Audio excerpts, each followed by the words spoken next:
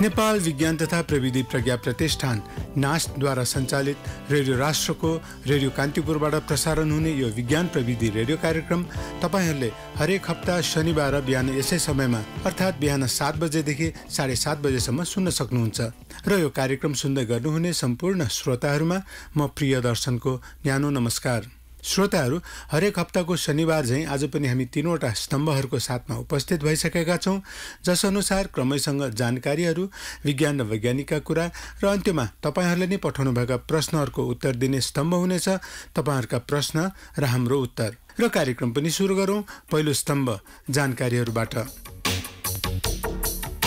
कागती पानीले पनि हानि गर्न सक्छ। बिहानै खाली पेटमा कागती पानी पिउनुका अनेक फाइदा छन्, तर तपाईँ दिनहुँ कागती पानी पिउनुहुन्छ भने तपाईँले सचेत हुने ठाउँ पनि छन्। यो साँचो हो कि कागती पानीका धेरै गुण छन्, तर यसका हानि भने पटक्कै नभएका होइनन्। आउनुहोस् थाहा पाऊँ कागती पानीलाई कसरी पिउने, कहिले पिउने र कुन अवस्थामा पिउनुहुन्न। ज्यादा कागती पानीले दाँतलाई असर पुर्याउँछ। कागतीमा हुने एसिडले दाँतमा हुने इनामेललाई पुर्याउने हानिबाट बच्न पाइप अथवा स्ट्रबाट पिउन उपयुक्त हुन्छ। सबै अवस्थामा कागती पानी पिउनुहुन्न। तपाईको दाँतमा पहिल्यै समस्या छ भने कागती पानी पिउनु अघि डेन्टिस्टको सल्लाह लिन जरुरी छ। धेरै मात्रामा कागती पानी पिउँदा धेरै पटक पिसाब आउँछ। बारम्बार शरीरबाट पिसाब जाँदा पनि डिहाइड्रेसनको समस्या हुन सक्छ। धेरै कागती पानीले एसिडिटी त बढाउँछ नै, पेटमा अन्य अङ्गहरूमा हानि पनि पुर्याउन सक्दछ। धेरै कागती पानी पिउनाले पाचन प्रणाली समेत खराब हुन सक्छ। कागती पानीमा अक्जालेट्स हुन्छ, जुन शरीरमा क्रिस्टलको रूपमा जम्न सक्छ। यसले क्याल्सियम एब्जर्प्सनलाई पनि प्रभावित पार्न सक्छ। यसले मृगौला र कलेजोलाई पनि प्रभाव पार्न सक्छ। ज्यादै तातो पानी र चिसो कागती पिउँदा फाइदा हुँदैन। मनतातो कागती पिउँदा धेरै फाइदा लिन सकिन्छ। मृगौला खराबीका लक्षणहरू। मानव शरीरको सबैभन्दा महत्त्वपूर्ण अङ्गमध्ये मृगौला पनि एक हो। मृगौला रोगका कारण नेपालमा वर्षेनी धेरै मानिसको ज्यान जाने गरेको छ। विकासशील राष्ट्रहरूमा जनचेतनाको कमीका कारण धेरै मानिसहरूको ज्यान जाने गरेको तथ्याङ्क देखिन्छ।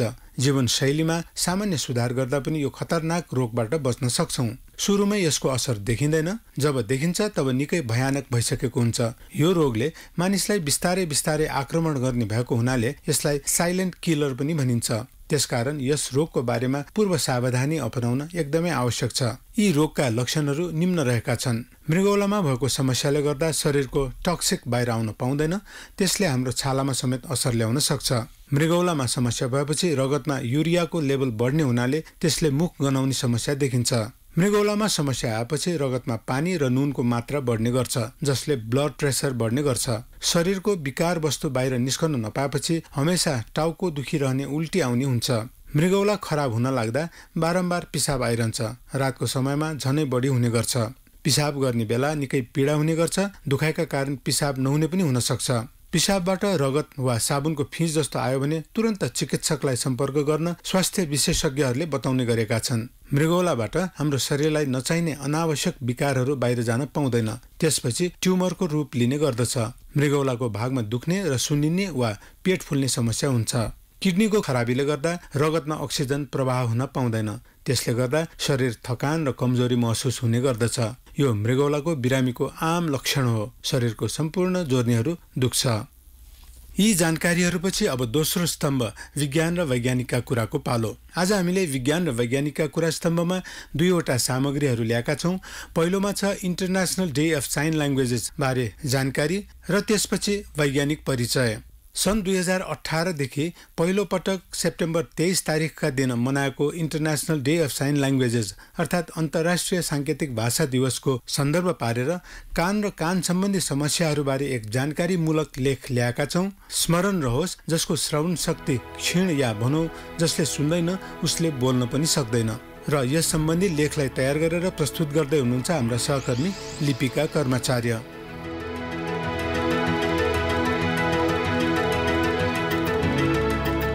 हाम्रो शरीरमा रहेका 5 प्रकारका ज्ञानेन्द्रियहरू अर्थात् विभिन्न प्रापकहरू अर्थात् रिसेप्टर्सले बाहिरी वातावरणबाट आएका सङ्केतहरूलाई स्नायु अर्थात् न्युरोनको मद्दतद्वारा मस्तिष्कसम्म पुर्याउने कार्य गर्दछन्।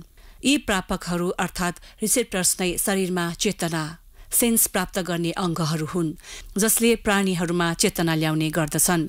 यिनै चेतना ल्याउने अङ्गहरूलाई नै हामी ज्ञानेन्द्रिय भन्दछौँ। हाम्रो शरीरमा रहेका ज्ञानेन्द्रियहरूमध्ये आँखाले दृष्टि, कानले श्रवण, नाकले गन्ध, जिब्रोले स्वाद र छालाले स्पर्शजन्य चेतना ग्रहण गर्ने गर्दछन्। यसरी हाम्रो शरीरमा रहेका विभिन्न ज्ञानेन्द्रियहरूमध्ये कानले आवाज सुन्ने र शरीरलाई सन्तुलनमा राख्ने गर्दछ। सफलता, सुख, शान्ति र सुरक्षाका लागि श्रवण शक्तिको नितान्त आवश्यकता पर्दछ। बाहिरी कान, बीचको कान र भित्री कान गरी जम्मा 3 खण्डमा हाम्रो कान विभाजन गरिएको छ। बाहिरी कानबाट भित्रसम्म गएका प्वालहरूमा धेरै ग्रन्थीहरू हुन्छन् र यिनै ग्रन्थीहरूले कानेगुजी बनाउने काम गर्दछन्। कानेगुजी धेरै जम्मा भएको खण्डमा कान बन्द हुने हुँदा समय समयमा कानेगुजीलाई बिस्तारै झिक्ने गर्नुपर्दछ। बाहिरी कानबाट गएको प्वाल र घाँटीबाट आएको प्वालको बीचमा एउटा पातलो जाली हुन्छ। यसलाई कानको जाली अर्थात् इयर ड्रम भनिन्छ। बाहिरी र भित्री कानमा हावाको चाप बराबर नरहेको खण्डमा कानको जाली फुट्ने सम्भावना रहन्छ। बाहिरी र भित्री कानमा हावाको चापलाई ठिक राख्ने काम घाँटीमा गएर खुल्ने युस्टाचियन नलीले गर्ने गर्दछ। यी अलावा लापरवाहीका कारण र कसैमा भने जन्मजात नै श्रवण शक्तिमा ह्रास हुने गर्दछ। विश्व स्वास्थ्य संगठन अर्थात् वर्ल्ड हेल्थ अर्गनाइजेसनको तथ्याङ्क अनुसार विश्वमा कुल जनसङ्ख्याको करिब 36 करोड जनसङ्ख्यामा अशक्तता गराउने कारक तत्त्व बहिरोपन भएको भेटिएको छ। करिब 3 करोड बालबालिका बहिरोपनका कारण अशक्त भएका छन् भने त्यसमा पनि करिब 75 लाख बालबालिकाहरू 5 वर्षभन्दा मुनि रहेका छन्। अल्प विकसित तथा विकासशील देशहरूमा बहिरोपनको समस्या अझ भयावह रूपमा बढेको पाइन्छ। श्रवण क्षमताले शिक्षा र सिकाइ तथा बोली विकाससँग प्रत्यक्ष सम्बन्ध राख्ने हुँदा श्रवण ह्रासले जीवनयापनमा उल्लेख्य प्रभाव पारेको हुन्छ। त्यसैले रोग लाग्नुभन्दा रोग नै लाग्न नदिनु बेस भने झैं कानमा हुने विभिन्न समस्याहरूबाट बस्न विभिन्न सावधानीहरू अपनाउन जरुरी हुन्छ। कानमा देखा पर्ने विभिन्न समस्याहरूमध्ये श्रवण शक्तिमा ह्रास पनि नेपालमा जटिल रूपमा देखा परेको एक समस्या हो, जसको कारणले गर्दा बहिरो अर्थात् कान नसुन्नेसम्म हुन पुग्दछ। बहिरोपन नेपालको सबैभन्दा ठूलो अशक्तता अर्थात् डिसएबिलिटी हो। यो तथ्यलाई विभिन्न सर्वेक्षणहरूले प्रमाणित गरिसकेका छन्। नेपालमा शिक्षाका दृष्टिकोणबाट पनि अशक्त बालबालिकाहरू धेरै पछाडि परेका छन्। हाल 96.4% बालबालिका विद्यालय भर्ना भएकामा जम्मा 7,000 बहिरोपन भएका बालबालिकाहरू छन् भने 90% अशक्त बालबालिकाहरू अझै पनि विद्यालय जानबाट वञ्चित रहेको तथ्य शिक्षा विभागको रहेको छ। तर शिक्षाबाट वञ्चित हुन नपरोस्, जोखिममा परेका बालबालिका अलपत्र नपरुन्, अशक्त बालबालिका अन्य बालबालिका सरह नै जीवनयापन गर्न सकुन् भन्ने हेतुले नेपालमा पनि 8 वर्षभन्दा मुनिका अशक्त बालबालिकालाई प्रारम्भिक बाल विकास केन्द्रमा तालिम सेवाको सुरुवात भइसकेको छ। यसरी विश्वमा देखिएको बहिरोपनको विकराल रूपलाई न्यूनीकरण गर्न सन् 1958 देखि वर्ल्ड फेडरेसन अफ द डेफले हरेक वर्षको सेप्टेम्बर महिनाको अन्तिम आइतबारका दिन international day of the deaf मनाउने निर्णय गरेको थियो भने यसपालि अर्थात् सन् 2018 देखि पहिलो पटक हरेक वर्षको सेप्टेम्बर 23 तारिखलाई international day of sign languages IDSL को रूपमा मनाउने निर्णय गरेको हो। सेप्टेम्बर 23 देखि 30 तारिखसम्म international week of the deaf को रूपमा मनाउने गरिन्छ। सन् 2018 मा यस दिवसको नारा with sign language everyone is included रहेको छ। सन् 1951 मा world federation of the deaf WFD को स्थापना भएको थियो। चेतनामूलक कार्यक्रमहरू सञ्चालन गरेर बहिरोपन समस्याको बारेमा जानकारी दिन सक्ने हो भने बहिरोपनको समस्यालाई न्यूनीकरण गर्न सकिने हुँदा आजैबाट हामी सबै मिलेर सक्दो सहयोग गरौँ। यो सांकेतिक भाषा दिवस बारेको जानकारीपछि अब सुनौ वैज्ञानिक परिचय। आज वैज्ञानिक परिचयमा हामीले राइट ब्रदर्स बारे उनीहरूका परिचय ल्याएका छौँ, जसलाई प्रस्तुत गर्दै हुनुहुन्छ हाम्रा अर्का सहकर्मी मञ्चिता रियाल भट्टराई।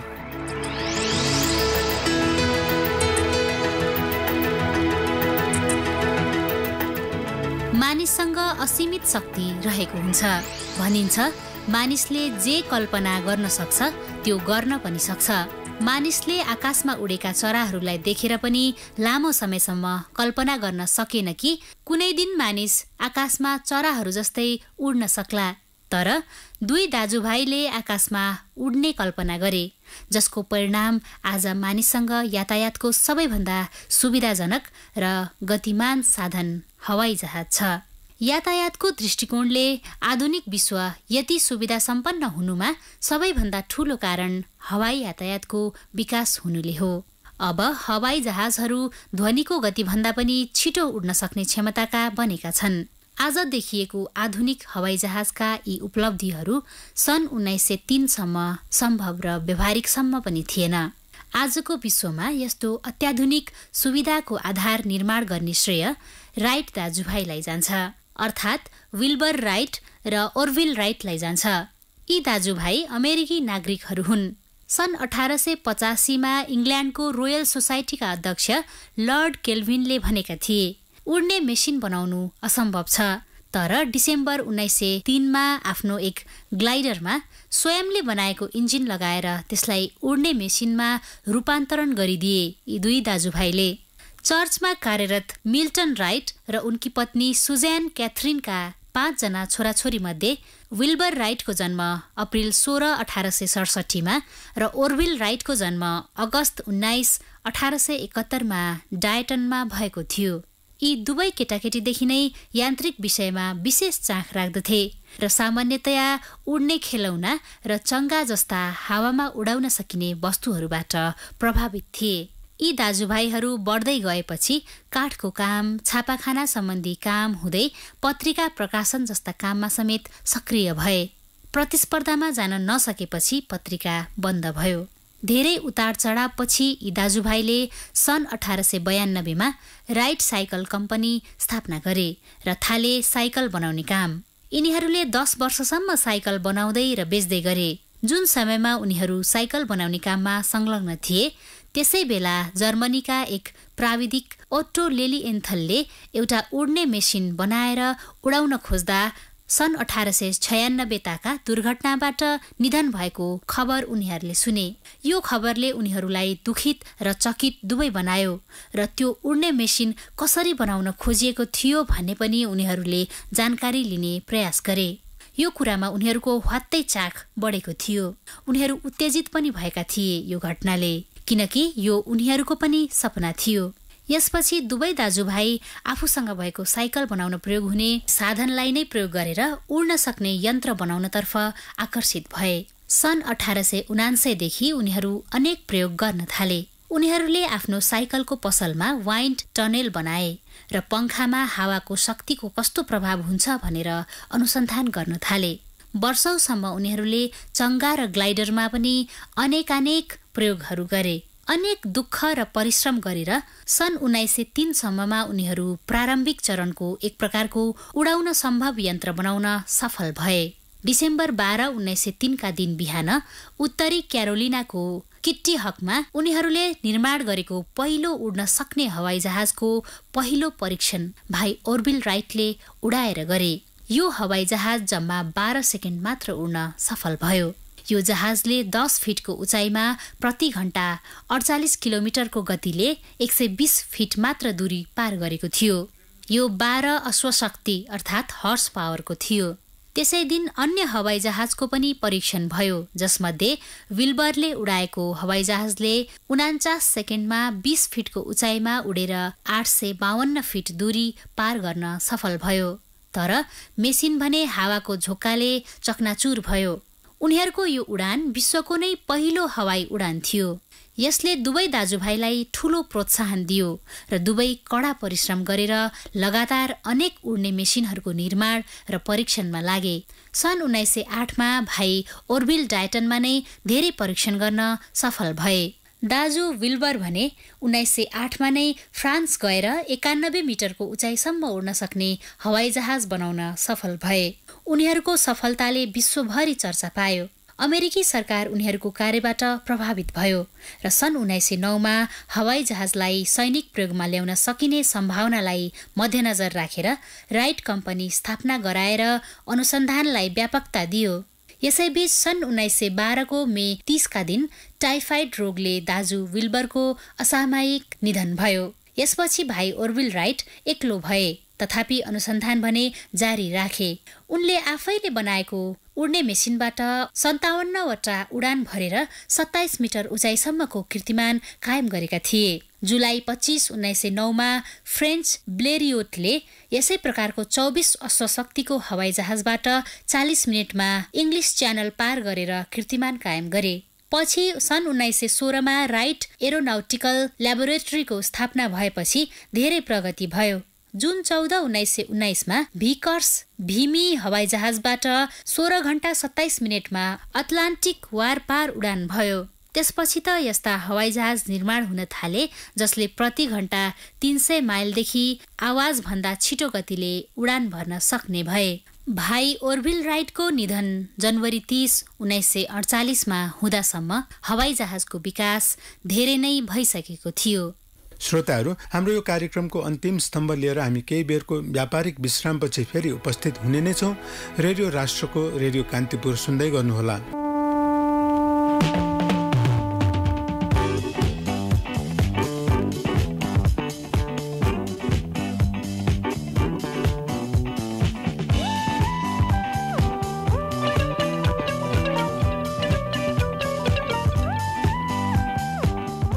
यो व्यापारिक विश्रामपछि तपाईहरूले नै पठाउनुभएका प्रश्नहरूको उत्तर दिने स्तम्भ अर्थात् तपाईँहरूका प्रश्न र हाम्रो उत्तरको पालो भएको छ।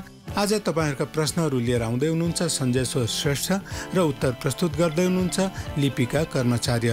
हामीसँग आजको पहिलो प्रश्न रहेको छ सीता पाइला काठमाडौँका सरिता थापाजीको। उहाँ लेख्नुहुन्छ, ज्वरो आउँदा शरीर तातो हुन्छ र तापक्रम पनि चढेको हुन्छ, जबकि ज्वरो आउँदा जाडो भइरहेको पनि अनुभव हुन्छ। यसो किन भएको होला? सीता पाइलाकी सरिता थापाज्यू, सबैभन्दा पहिलो कुरा त यो थाहा पाऊँ, ज्वरो आउँदा शरीर किन तात्दछ त? ज्वरो आउनु भनेको हाम्रो शरीरमा बाह्य कीटाणुहरूको संक्रमण हुनु हो। ती बाहिरका कीटाणुहरूलाई समन गर्न अर्थात् नाश गर्न हाम्रो शरीरका फेगोसाइट्स कोषहरू सक्रिय हुन थाल्दछन्। यी फेगोसाइट कोषहरूले बाह्य कीटाणु वा वस्तु जे होस् तिनलाई निल्ने गर्दछ। मतलब यसको मुख्य काम शरीरलाई हानिकारक बाह्य वस्तुबाट जोगाउनु हो। यसरी फेगोसाइट कोषहरू सक्रिय हुँदा तिनबाट पाइरोजेन भन्ने एक प्रकारको पदार्थ निस्कन्छ।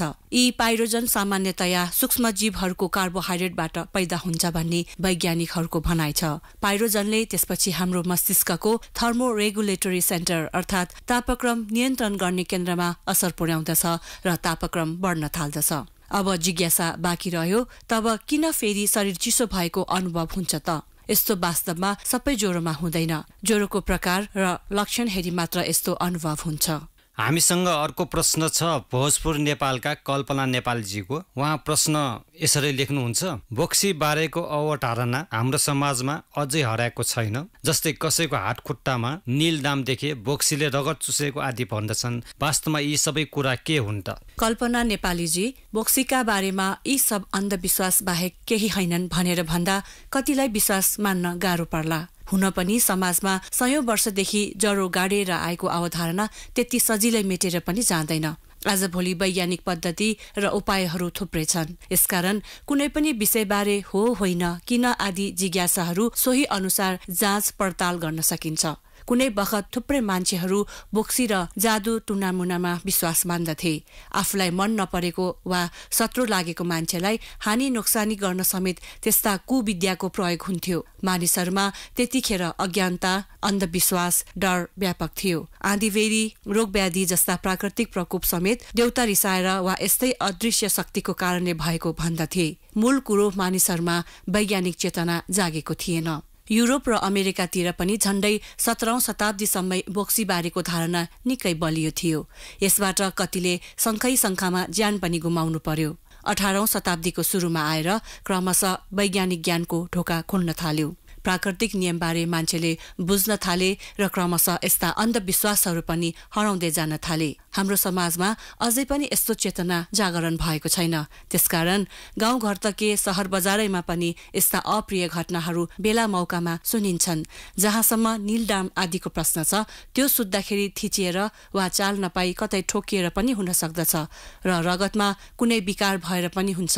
यस्तो धेरै भएमा डाक्टरलाई जचाउनु राम्रो हुन्छ। अब हामीसँग अर्को प्रश्न छ। यस प्रश्नलाई पठाउनु भएको छ राम बहादुर भुजेलजी, शङ्खुवा सभा नेपालबाट। उहाँ लेख्नुहुन्छ, वायुमण्डलमा 78% नाइट्रोजन भएर पनि किन बिरुवालाई नाइट्रोजनयुक्त मल दिनु आवश्यक छ?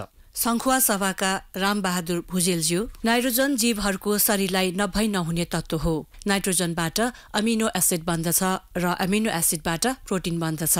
यद्यपि वायुमण्डलमा 78% नाइट्रोजन छ, तर यो विशुद्ध नाइट्रोजनलाई अधिकांश जीवजन्तु र बिरुवाहरूले उपयोग गर्न सक्दैनन्। त्यसैकारण वायुमण्डलमा प्रशस्त मात्रामा नाइट्रोजन भएर पनि बिरुवालाई नाइट्रोजनयुक्त मल दिनु आवश्यक हुन्छ। वायुमण्डलमा पाइने विशुद्ध नाइट्रोजनलाई उपभोग्य बनाउन नाइट्रेट अवस्थामा लैजानु पर्दछ। प्रकृतिमा यो प्रक्रिया नाइट्रोजन चक्रबाट सम्भव हुन्छ।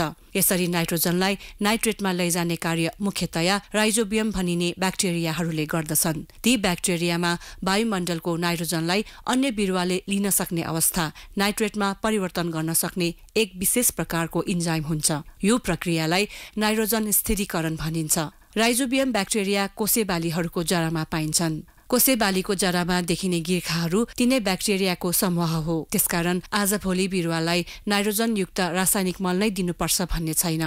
नाइट्रोजन उपयोग गर्ने ब्याक्टेरियायुक्त मल दिए पनि पुग्छ। यस्तो मललाई जैविक मल भनिन्छ। राइजोबियम बाहेक माटोमा पाइने एजोटोब्याक्टर र कुनै कुनै एल्गी जातको बिरुवाले पनि नाइट्रोजन स्थिरीकरण गर्न सक्दछ। सञ्जेश्वरजी, अब हामीसँग प्राप्त अरूको प्रश्न के छ त? लिपिकाजी, आजको लागि अन्तिम प्रश्न लिएको छु नयाँ बानेश्वर काठमाडौँका प्रवीण मालाकारजीको। उहाँको प्रश्न यस प्रकार छ: विषको सेवनबाट मानिसको मृत्यु कसरी हुन्छ र यसले शरीरमा कस्तो प्रतिक्रिया उत्पन्न गराउँछ? प्रवीण मालाकारज्यू, संसारमा सबै प्राणीहरूलाई जीवित रहन अत्यन्त आवश्यक जैविक क्रियाकलापहरू जस्तै जैविक संश्लेषण, अस्मोटिक प्रक्रिया, मांसपेशीको हलचल आदि निरन्तर रूपमा सञ्चालन भइराख्न अत्यन्त जरुरी पर्दछ। यी क्रियाकलापहरू सञ्चालनका लागि निरन्तर रूपमा शक्तिको आवश्यक पर्दछ। यो शक्ति हामीले आफूले खाएको खानाहरूको दहन अर्थात् अक्सिडेसनबाट प्राप्त गर्न सकिन्छ। यस प्रक्रियामा खानालाई ग्लुकोज र पानीमा परिणत गरिदिन्छ। यसरी बनेको ग्लुकोज अर्थात् शक्तिलाई एक ठाउँबाट अर्को ठाउँमा लैजानको लागि साइटोक्रोम अक्सिडेज नामक इन्जाइमले ठूलो मद्दत पुर्याएको हुन्छ। इन्जाइमको बनोटमा हेभी समूह पनि रहेको हुन्छ। यसको बीचमा आइरन आयोन रहेको हुन्छ। विष सेवनबाट यी इन्जाइमलाई निष्क्रिय तुल्याइदिन्छ र यिनीहरू काम गर्न सक्षम हुँदैनन्। सायनाइड सेवनबाट तुरुन्तै मृत्यु हुने कुरा त सबैले सुनेकै होला। यसमा खास गरी के हुन्छ भने इन्जाइममा रहेको आयरनसँग सायनाइडको घनिष्ठ सम्बन्ध हुने कारणले गर्दा सायनाइड सोझै गएर आइरनमा टाँसिन पुग्दछ र इन्जाइमको क्रियाशील गुणलाई नष्ट पारिदिन्छ र माथि उल्लेखित दैनिक आवश्यक क्रियाकलापहरू बन्द हुन पुग्दछ र अन्तमा मानिसहरूको मृत्यु हुने हुन्छ। कार्यक्रम विज्ञान प्रविधिमा तपाईहरुका केही सल्लाह, सुझाव, प्रतिक्रियाहरू छन् भने हामीलाई लेखी पठाउन सक्नुहुन्छ र हामीलाई पत्राचार गर्ने ठेगाना हो विज्ञान प्रविधि रेडियो कार्यक्रम, नेपाल विज्ञान तथा प्रविधि प्रज्ञा प्रतिष्ठान, NAST, post box number 3323 Kathmandu, Nepal. अथवा हामीलाई इमेल मार्फत पनि तपाईहरुले vigyanpravidi@nast.gov.np मा लेखी पठाउन सक्नुहुन्छ। हवस् त, आजलाई कार्यक्रम पनि यति नै र रेडियो राष्ट्रको रेडियो कान्तिपुर मार्फत प्रसारण हुने यो कार्यक्रम लिएर हामी अर्को शनिबार बिहान 7 बजे फेरि उपस्थित हुने नै छौँ। तबसम्मको लागि नास्टका सम्पूर्ण रेडियो कार्यक्रम युनिट बिदा माग्दछौँ। तपाईहरुको आजको दिन सदाको झैं शुभ रहोस्।